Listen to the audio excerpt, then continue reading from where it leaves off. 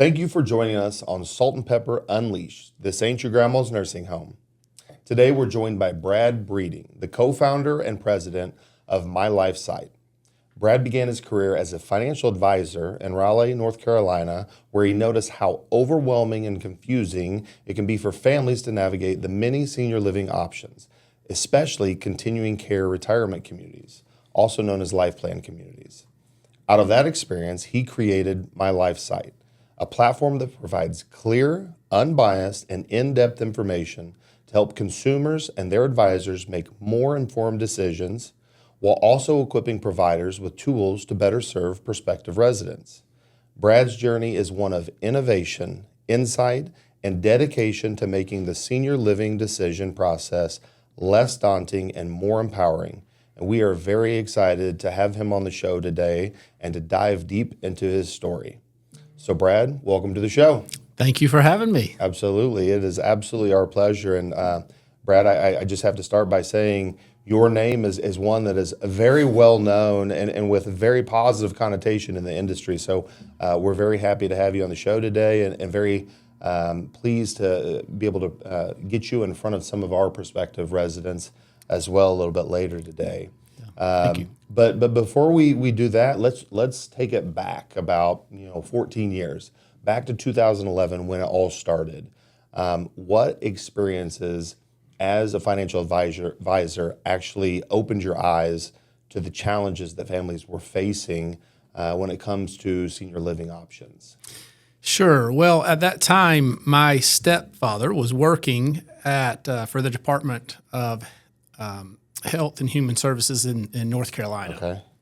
They had a program, State Health Insurance Information Program for Seniors. SHIP was the acronym. And he would go around. This was kind of an encore career for him. He was semi-retired, but he would go around and speak with groups of older adults all across the state. And he would speak with them primarily about Medicare and what they need to know and these kind of things. But he said one of the questions he was getting a lot was about these things called continuing care retirement communities. And nobody knew where to go for information, objective guidance, and so forth. And so he came and shared that with me. And as an advisor, what I learned pretty quickly was that a lot of people looking at CCRCs, at least in our area, happen to be a little bit higher on the wealth spectrum. And I thought, the light bulb that, hey, as an advisor, maybe this could be a niche where I could help them and perhaps grow my business while doing so. So I just learned all I could about CCRCs, really immersed myself in that and just studied it and became, I don't know, I guess you would say a little bit of an expert maybe on that topic. Eventually set up a separate website, which at the time was called Continuing Care Consultants. And I was just working with people to help them figure all this stuff out. And and the feedback was tremendous. And so eventually I was discovered by Kiplinger Magazine, who interviewed me and did a big article. And that was when I sort of got a little bit of an identity, I guess, on this topic. And so that's where it all started. And eventually I exited the financial planning business and focused exclusively on what we do here today at MyLifeSite.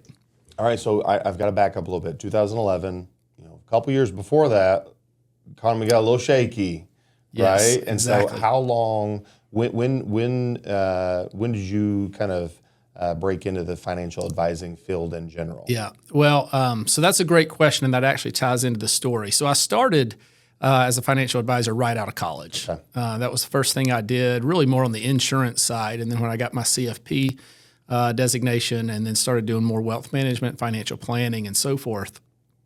And so did that all the way through the Great Recession, if you will. And that's actually part of why I think there was so much interest in CCRCs is because people had this heightened sort of awareness coming off of that recession, and it's such a big financial decision. Yeah. So all of that was sort of working together to drive this interest in, what are these kind of places? What do I need to know? What do I need to understand? And financially, what do I really need to understand? Absolutely. Yeah. And that's, I think back to that time in senior living and what a tumultuous time it was. But then I think of, 2011, okay, so now things are starting to rebound. People are, it's probably much more palatable to start selling homes again in that time frame and make that move. And so, timing was almost impeccable in that sense. But I want to step back. I think you said it was your stepfather. And so how much of his, you said he talked a lot about Medicare at that point in time. Again, this is, 14 years ago. How much of his conversations were more on you said Medicare specifically, but Medicare, managed care, all the different options, and now it's all over the place. But I would imagine, was that really when, options really started popping up, and a lot of it was educating on, well, this is good for this type of person and this lifestyle and this profile, and maybe not so much for this, and then it kind of... Yeah, I think this was a free program that the state was offering. Yeah. So his primary focus was really on the Medicare side of things, but obviously, sort of adjacent to that are other things, senior living, long-term care, and so forth. And so these were just questions I think he was getting sort of in passing. Yeah. By the way, how does this, you know anything about CCRCs? How does this fit? So it was just something that he noticed he was getting more questions about. So that's why he brought it to me, and so at that time, I can only imagine, but between his experience and your experience, what gaps did the two of you really identify based off of kind of the consistent questions that you were receiving? Right. Well, one thing to understand, I think, is that where I live in Raleigh, North Carolina, the Triangle area of North Carolina, it's a really popular area for retirement living.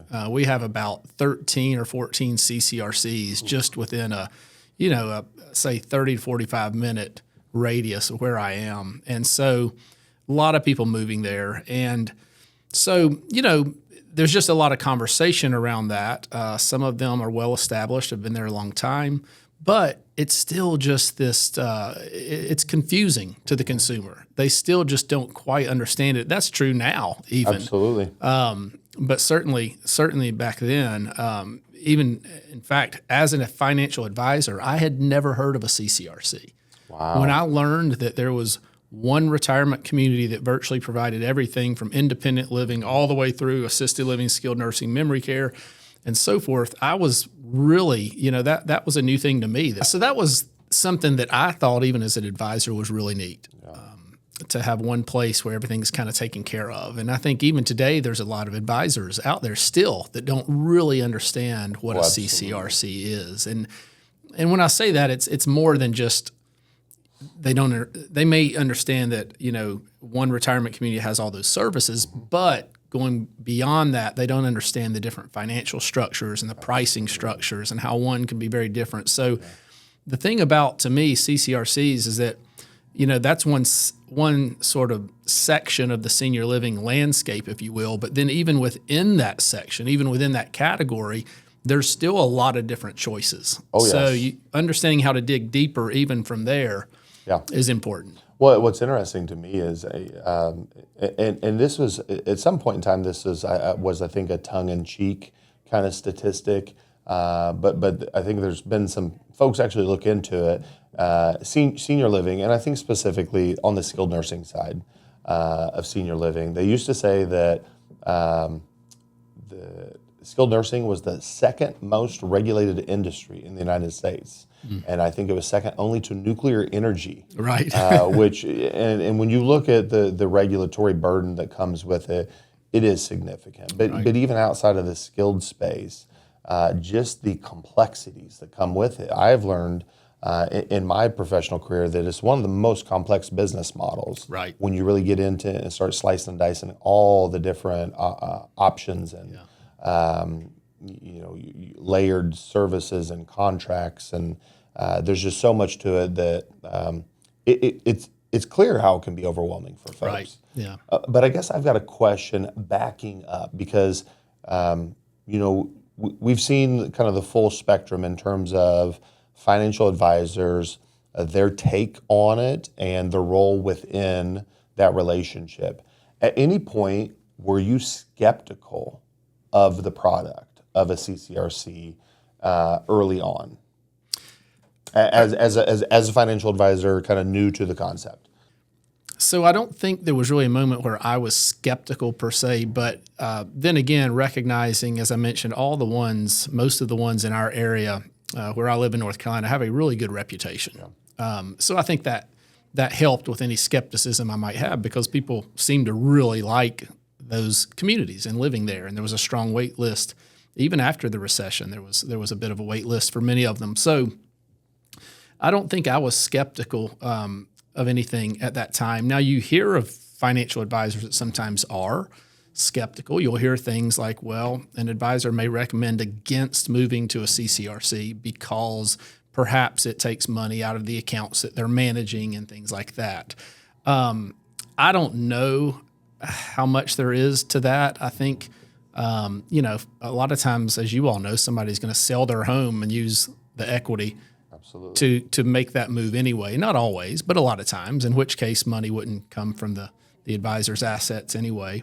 And I think if it's a really good advisor that's been around for a long time, or it's not a big enough deal to move the needle, really, in my opinion. So I think if there's skepticism on the part of an advisor, it's either perhaps a misunderstanding in some cases, and I don't mean that misunderstanding, just that they haven't been educated on the options. Or in some case, maybe it is founded. Maybe the community their clients looking at isn't, as well established or as financially sound as it should be, and there's some concerns there.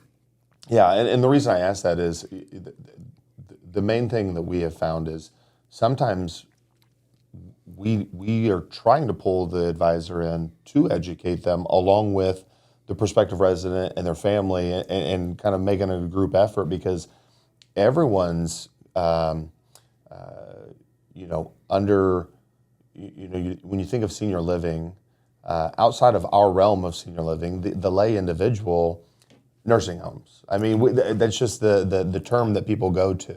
And so it's like we got to start from scratch, senior living 101 sometimes. Right. And so it's great that there's folks like you out there that are spreading, unbiased, accurate, just wildly available information for folks to be educated. And with that, I want to dive in. Tell us exactly what is MyLifeSite, and then the benefits to both consumers or potential consumers, as well as senior living providers. Right. Okay, sure. So as a company, we have pivoted, as you might say, many times over the years. So when I first started MyLifeSite, the model that I really began with was this idea that so many other advisors out there have, maybe an aging client base, or they want to be ahead of the aging population. And so I was going to sort of package up everything I had learned and make that available to other advisors. In fact, at that time, we were gathering independent reports on CCRCs all across the country. If you're familiar with Morningstar. Absolutely. Okay, so like Morningstar would do for a mutual fund or a stock or what have you, we were sort of doing that for CCRCs. Okay. We weren't providing ratings, but we were just providing independent information. So we were literally gathering disclosure statements from CCRCs all across the country. And we were going to make those available to advisors, along with our content resources and some financial tools that we built or created, and some other things. We did that for a few years. It was okay. It gained some traction, but not the traction we ultimately wanted, primarily because of legal and compliance issues on the advisory side, as well as the lack of data in some states. So just getting the data we needed proved to be tough. So one of the pivots was we discovered almost by accident that sales and marketing teams at CCRCs really liked what we were doing. And somebody approached me and said, I think we could use this to really educate our own prospective residents. And so that's where the light bulb went off, and we shifted to that. Along the way, we've just been creating more and more content. So if you fast forward, another 10 years, let's say, to where we are now, to answer your question, what we do today is primarily we provide financial tools and content resources to retirement communities that they use. They license this from us to use with their prospective residents, recognizing that education and empowering your prospective residents with information and tools to help them make a better informed decision is really important.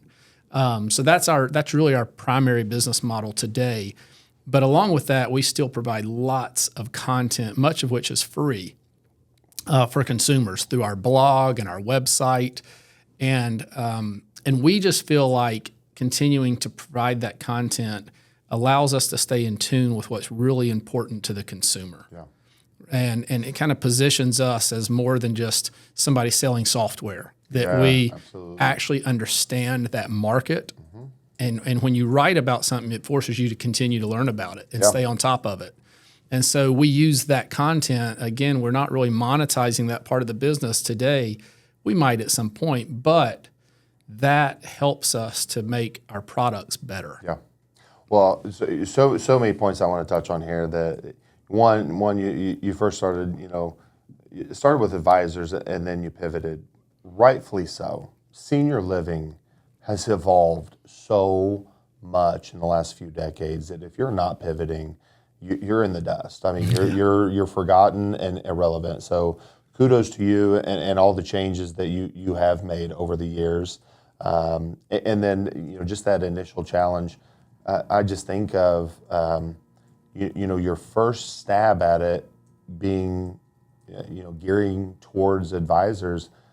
The regulatory mindset of each state is so wildly different. The requirements in disclosure it's so difficult to get an apples to apples from state to state. So if you're comparing communities within a single state, that's one thing. But if you've got someone who's looking at, in 3 different states, well, boy, good luck. Because you're apples, oranges to kiwis or whatever analogy you want there.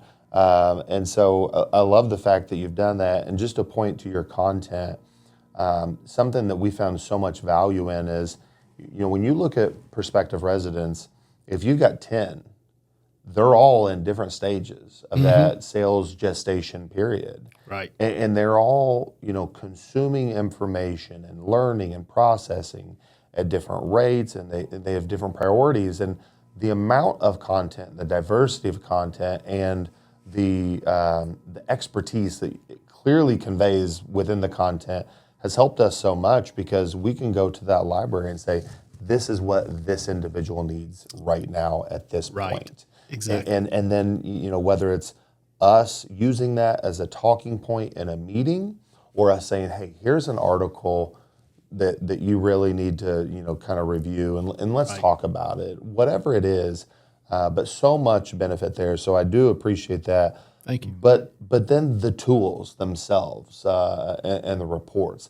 Let's talk about those a little bit and how they cut through all the confusion. And so talk about some of those tools, both for providers, but also for the consumer or prospective resident. Sure.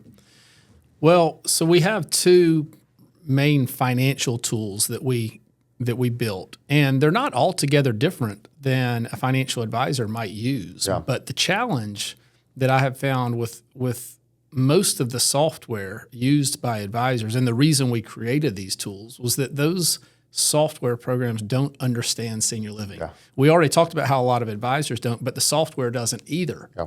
So when you think about all the nuance of CCRCs and the different payment and contract models and pricing structures and all, there's really nowhere in those financial planning software programs that are out there that account for those things.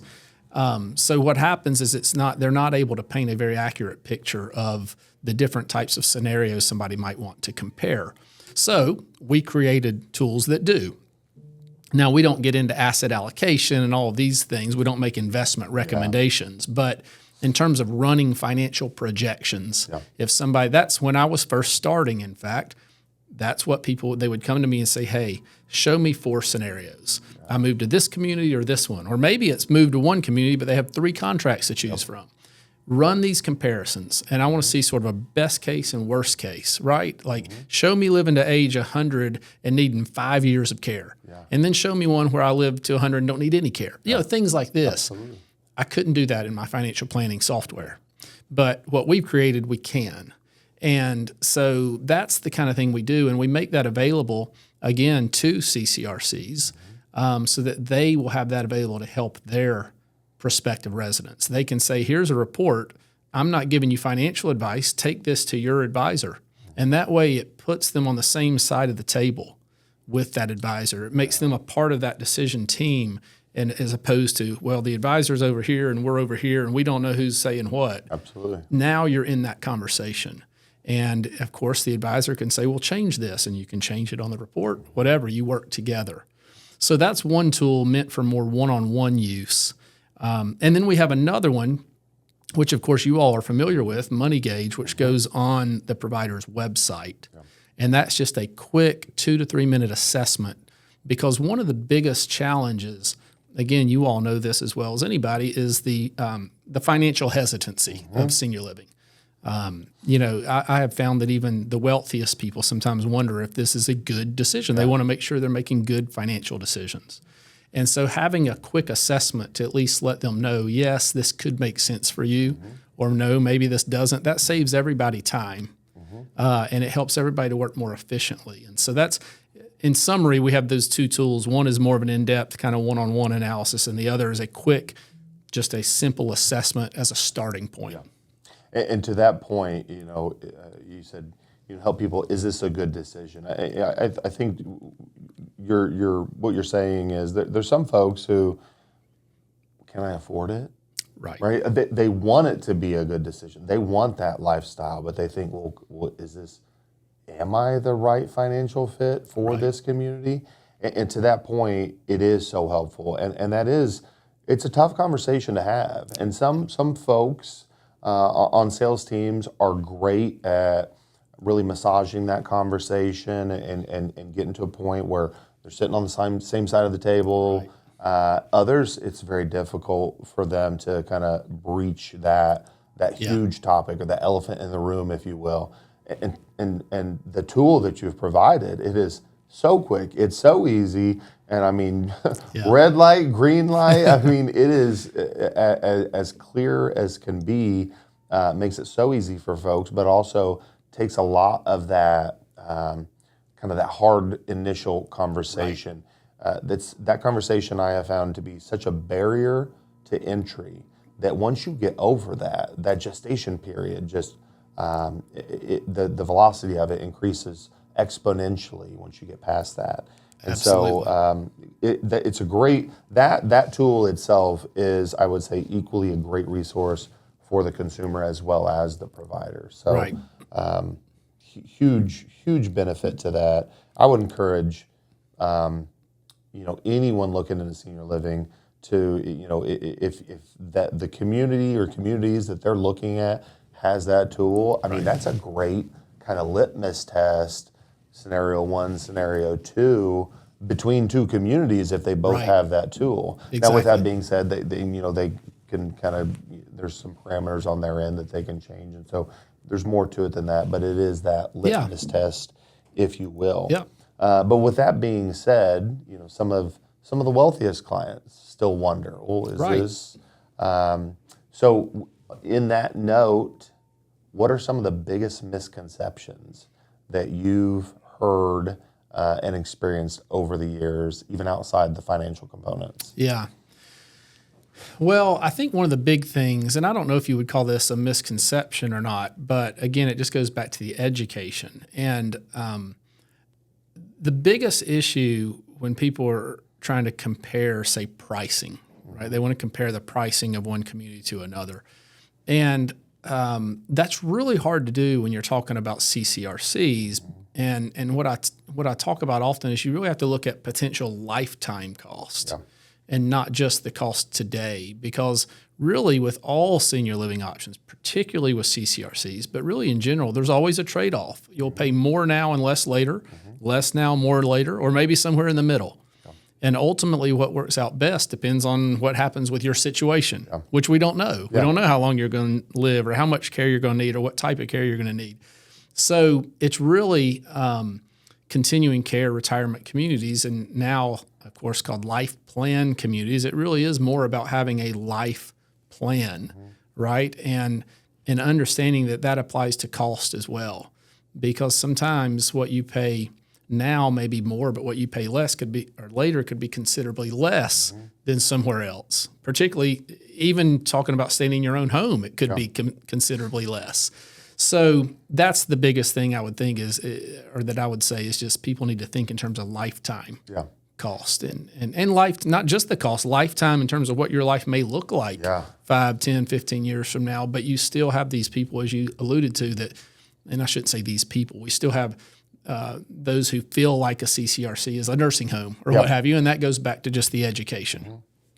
You know, it's interesting you say that about lifetime and planning, and that's one of the things that we talk about so much is make a plan, create options. It's not about locking yourself in necessarily. It's about making a plan, creating options for yourself that, depending on whatever route you want to take or wherever your life does take you, because that's one of the things, as much control as we want to have, we simply don't, but make a plan that has options to it, with one potentially being a CCRC or life plan community. And then if and when that makes the most sense, you're already there. You're already educated. You're already, number 4 on the waiting list for whatever is your most desirable residence. And so make a plan, educate yourself, just get involved in that process to where it's not happening to you, you're executing your plan. Kind of that to and with. Yeah. It just doesn't feel good when something happens to you. Right. Well, nobody wants to feel forced to do something, to make a move, whether it's forced because of your health, forced because you feel like your family's pushing you to do that. That's when people aren't as happy as they may otherwise be. So I think it's a matter of sort of taking control and planning your own future to the extent possible. And part of that is just understanding, like, what are all the options? What are the pros and cons? And then you narrow down from there to find what's the best fit. And for some, that'll be a CCRC, and others it won't. Absolutely. But you have, at least you understand, and you're making an empowered decision. Yeah. So let's talk about some other professionals kind of in the realm that would work with family members or prospective residents. And I'm talking about, obviously other financial advisors, elder law attorneys, kind of anyone, senior movers, whatever it is. What can they do to kind of collaborate and better educate themselves to further and better serve their clients? Yeah. Well, I think one of the big challenges that I think about a lot is how sort of fragmented and disjointed all the different services are. Mm-hmm. I mean, even, we have this event today where I'm going to speak here at GSB, and, a lot of times at these events, people will come up, the attendees, the prospective residents will come up and say, do you have somebody, that can advise me through all of this? Do you have a financial advisor you would suggest that I work with on this? And it's always a challenge because, especially here, as I don't live here and I don't know anybody, but it's that, number one, are there advisors that really, truly understand all of this? And number two, even if they do, it is a decision that takes a while. Yeah. It's not a, hey, come in for an hour and figure this out and then we're good. Yeah. And so I don't know who that person is, but an advisor, a lot of times, they can't spend the 5 meetings and 3 hours in each meeting going through this stuff, So I don't know what the answer is there, but that's what people really need. And that's part of why we do what we do, is try to provide all the information online so that they can sort of navigate that journey on their own time. But apart from that, attorneys and so forth, I think each of them can certainly play a role in making this easier because people feel like they're, going through this on their own sometimes. So having folks that can support them through that, there's certainly estate planning components to it. And then there's obviously making the move is a big deal. Absolutely. Big deal. People can go through everything we've talked about. Yes. You're smiling because they can go Yes. through everything we've talked about, and then they just can't make the move. Yeah. It's so overwhelming. We've probably done 4 or 5 shows on different aspects of the move and downsizing and just the transition in general. No doubt, I'm sure. And because that's overwhelming. We wrote a blog post one time called Why You Should Move Every 10 Years. Oh, yeah. And the point is, once you do that, when people do that, it's just another move. Yeah. But for somebody that's been in the same house for, say, decades, Oh, my goodness. it feels like a really big emotional transition, and it is. And so, I think everybody can play a role in that process, but the challenge is that people are kind of having to find these folks on their own. There's no central place where all these resources have come together. And so that's something I think about a lot and, have ideas about. But that's sort of where we are, I think, today. Little sidebar here. Suggestion for your next blog post. Your kids don't want your crap. Right. That's one that we've heard from, Yes, I know. residents that have figured that out through the process, whatever, senior move managers, that's kind of a tongue-in-cheek thing that keeps coming to the surface. But when you say that, these resources, now there are some resources that I think they try to package all these things, but really their goal is, kind of that referral, that referral fee. And I kind of struggle with some of those because I think individuals go in believing that they're getting all of the expertise from all the different angles. And what I have found from my experience is some of those online, big name, quote, resources, it's let me get your information and I'm going to spray it out to 20 different senior living communities. And I'll let y'all fight it out in the mud pit. And then wherever you go, I'm going to get a referral fee. And I'm it almost makes it so much worse for that individual because now you don't have a champion by your side because at the end of the day, that person isn't necessarily wanting what's best for you. They just want you to move. Right. And now you've got 20 communities that, some are going to take a very different approach than others in that sales process. Right. And I think it becomes even more challenging for that potential resident. So, again, just a testament to what you're doing and all the resources you're putting out there.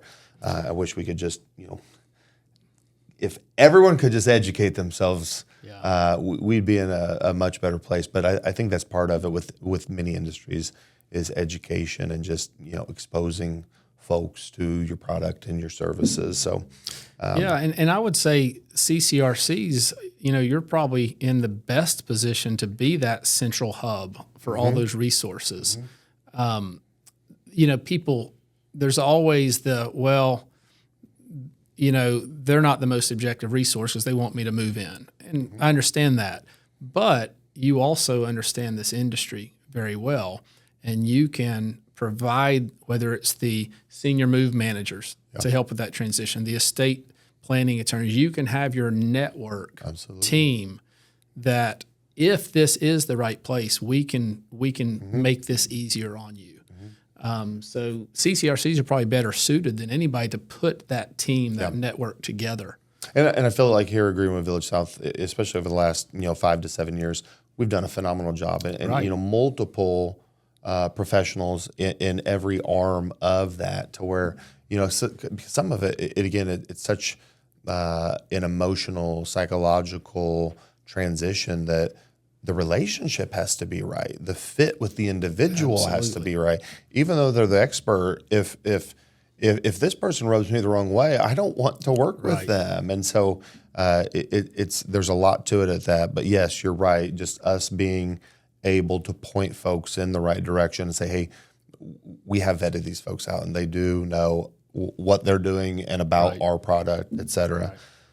So zooming out a little bit, I'm curious, being, truly an expert in the industry, you kind of said it hesitantly earlier, but I would put you in that classification, absolutely.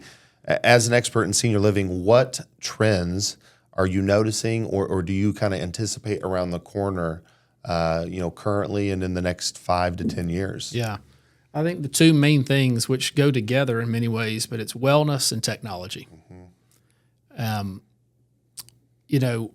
This is an industry that used to be a little bit more reactive, a little bit more institutional, more of a healthcare sort of approach to things, which obviously is still there. We've talked about the sort of the full continuum of care, but I think the approach has shifted. And I'll talk about this today. You'll hear me say this again when I speak later, but it's very much preventative health, Yeah.